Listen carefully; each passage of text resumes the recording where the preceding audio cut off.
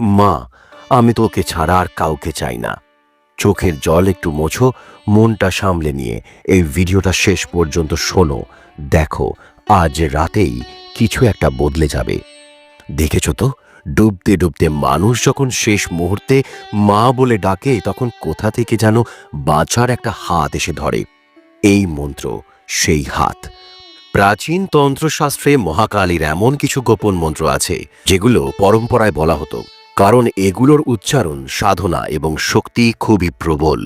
তবু শাস্ত্রে যে মন্ত্রটিকে মহাবিপদ নাশিনী বলা হয়, তার মধ্যে অন্যতম হল এই মন্ত্রটি।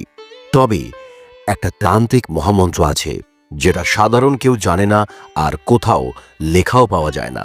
এটা শুধু সাধকদের মধ্যে প্রচলিত।